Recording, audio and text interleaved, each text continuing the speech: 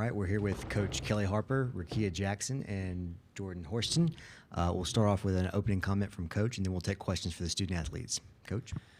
Yeah, obviously we're excited to be advancing in the tournament. Hats off to Kentucky for a great tournament run, and obviously we knew they were going to get everything they had today and play hard, and they did that. But at this point, I told the players, we walk in the locker room, the stat that matters is we have more points. That's what happens when you're in March and you're in tournament play. So hopefully we can recover quickly and be ready to go tomorrow. If you have a question for the student athletes, raise your hand and we'll get a mic over to you. We'll start off here in the front row. So this one's for Jordan. Can you talk a little bit about your pick and roll operation, just the versatility you have out of those two-player actions, and also how you can play with pace as a ball handler? I'm sorry, can you repeat that? What are you asking? What's your question? So can you talk about your pick and roll? Your pick and roll operation, how you can play with pace? My pick and roll action, I usually go at my pace, pretty slow, change the pace, and I read the defense. So if one is hedging up, I got the dish or I got the rise. It just depends on how the defense is playing. But if they're backing off, then I got the pull up or the drive. So honestly, like I said, it just depends on how they're playing it. And the pace of the game, I always want to play fast. I feel like we're better in transition. So as many times as I can push it in transition, I'm going to do that. Second row to the left. Y'all are heading into LSU now. Tomorrow, you're one of the few teams that played them to single digits last time. Just how much has that rematch kind of been something that you guys are looking forward to, and where's your confidence level heading into that matchup? We just have confidence within ourselves no matter what team we play. We treat every team the same, so we're just going to go out there and do what we do best and continue to cut down on the turnovers and do the little things.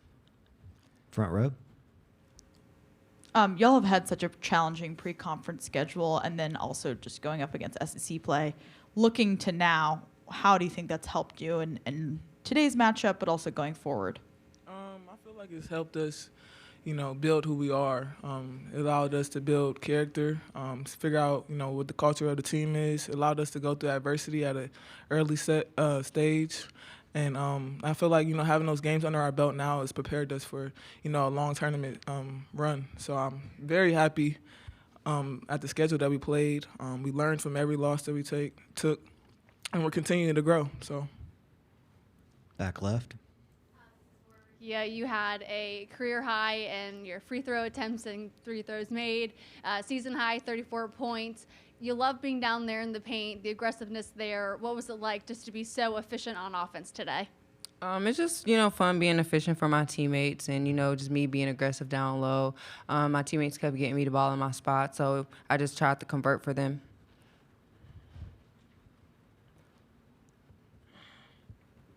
Jordan, you had a nice block late in the game. Would you credit that to your vertical, or what did you see on that play? I was baiting her. I was like, okay, I'm going to let her dribble 2 more times, and I'm going to jump up there and get it. So, but I definitely have to say the work I put in on the off season has helped me, be able to get up there. So a little bit on that note, how do you feel like you're able to leverage your size and your physical tools as a defender, just defending multiple positions 1 through 4, a little bit of that? That's a good question. You can put me out there and I can guard anybody. I want to do what's best for the team. Whatever spot they need me to play, I'm going to play it and I'm going to get my all for it. But like I said, having that vertical going up has allowed me to, bang down there with the post and allow me to hold my own and be able to be quick and athletic, guarding the small guards and stuff. So I feel like, like I said, from the work that I put in the offseason, that's helped me, develop my game. Jordan, what do you think makes Rickea so effective, especially in games like tonight? Man, just get her the ball. That's it. That's all you got to do is just get her the ball when she's in her spots. And that mug going in, like I always say, I'll be watching sometimes, not going to lie. I'll be watching, and I'll be like, they be yelling at me like, go rebound, Jordan.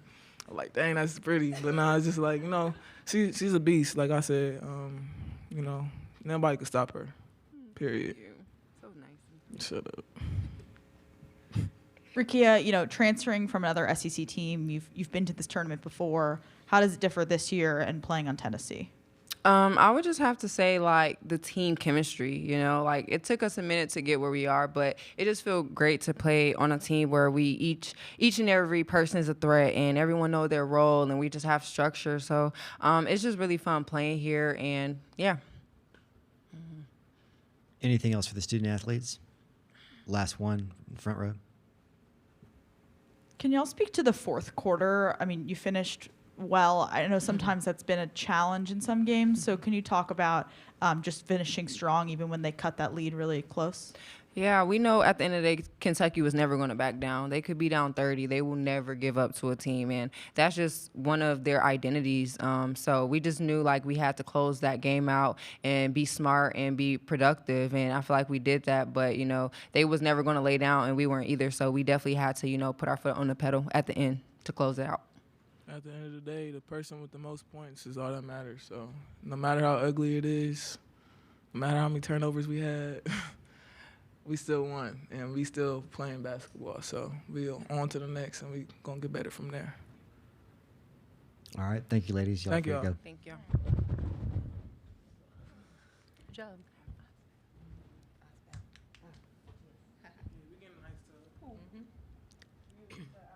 If you have a question for Coach Harper, raise your hand. We'll get a mic to you.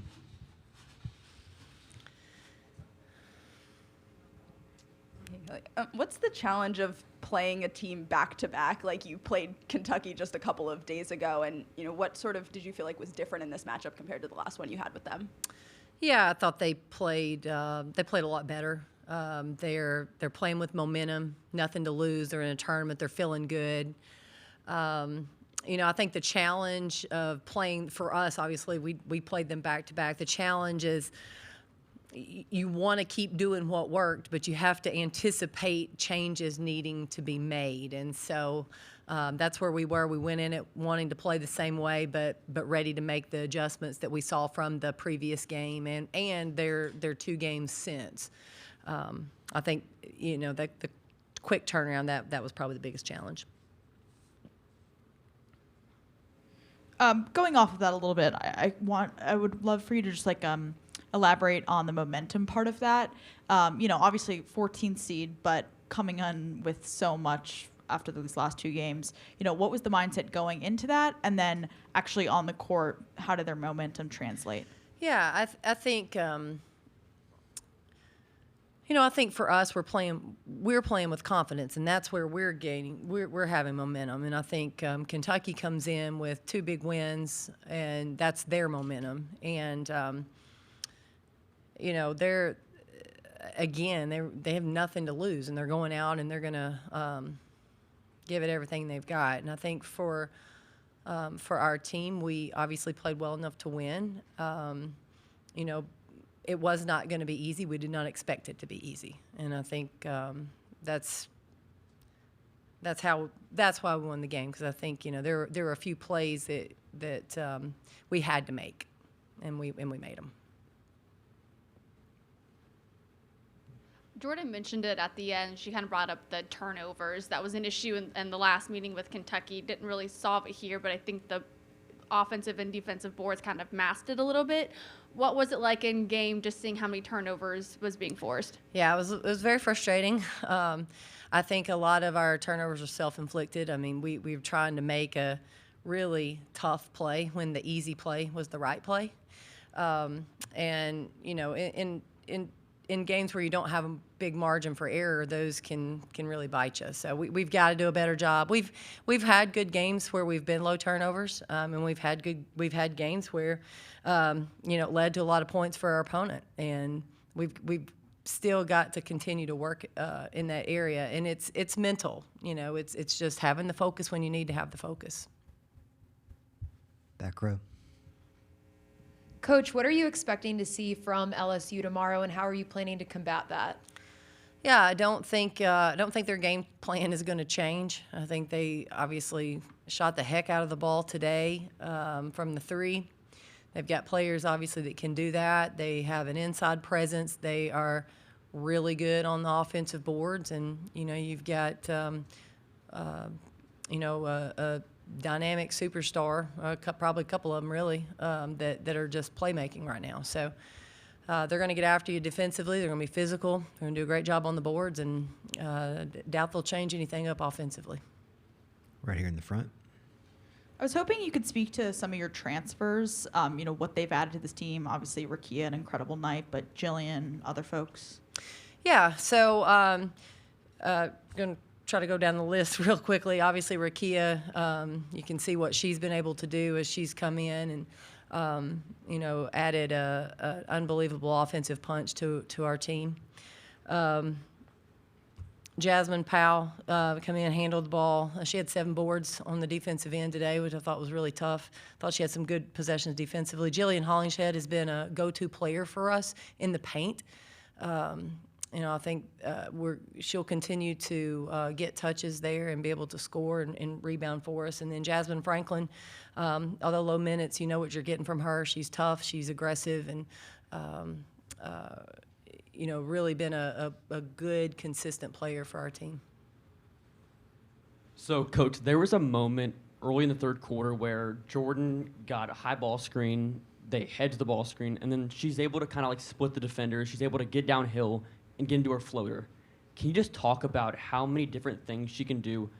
And whenever you are watching a player like Jordan, they're making so many different decisions in such a split amount of time. Can you just talk about that and how she makes decisions? Yeah, we obviously, as coaches, we try to practice and prep our players for the actions that they're going to see in the game. She's seen a lot of different defenses with ball screens, whether it's a hedge, switch, ice, over, under. I mean, she's seen a lot of things, and I think the reps have helped her. But she's got some natural, she's got just such natural ability to react in those moments. And she does, I mean, she mentioned it, she does like to play a little slower and be able to anticipate and read what the defense is doing. And obviously she can pull up, shoot a jumper, she can get all the way to the basket, and she can find the open man. Back row. You mentioned in your game plan with LSU, is like they're not going to change it. They've got the 3-point presence. Tonight, there wasn't much of a 3-point perimeter presence for you all outside of Tess Darby. Is that a concern going into tomorrow? How do you address that? I think for us, we are who we are. I don't think we've ever been one of the most prolific 3-point shooting teams this year. So we want to try to do what we're good at as well. Obviously, if we're going to take threes, we want to take good threes, and we'd like to shoot a good percentage of them. I think we're going to have to work to get open. I think that's one of the things that LSU's defense does. They don't give you a lot of easy looks, and you're really going to have to work. And I think that's where maybe today we didn't work as hard as we need to offensively for some easy opportunities. In the back. I know that throughout the season, it's been not a joke, but you guys have joked about project free throws from time to time. And tonight, you only missed 2, which I looked back and I believe is the most accurate that you've been all season. And Rickea Jackson was 100% as well. Just seeing that, and I mean, that could have easily been the difference maker in the game. How proud are you of that? Yeah, actually, other than the final score, I did tell them the free throw stat. I did compliment them and said, thank goodness for project free throws. We had them, a bunch of them were tallying some free throws before we got on the bus to head over here the other day. So, you got to step up and make them when you need them. Last question right here in the front. I just wanted to hear a little bit more about that fourth quarter improvement and just being able to finish strong toward the end. I know I asked your players this, but where do you think the progression over the season has gotten? I know you said something about making plays when you needed them. Yeah, I think we've been, over the course of the season, I think, some inconsistencies there, but I think we've also had some really good moments where we finished strong. And, I think that lends itself to, sharing the ball, knowing where you need to go with the ball, finishing layups, getting stops, and then making your free throws down the stretch. So, proud of our team for doing that. They obviously, Kentucky made some tough shots. We didn't do a great job defensively. Obviously, in the fourth quarter, we gave 23 points, but we were able to outscore them, and that was important. All right. Thank you, Coach. All right. Thank you, guys.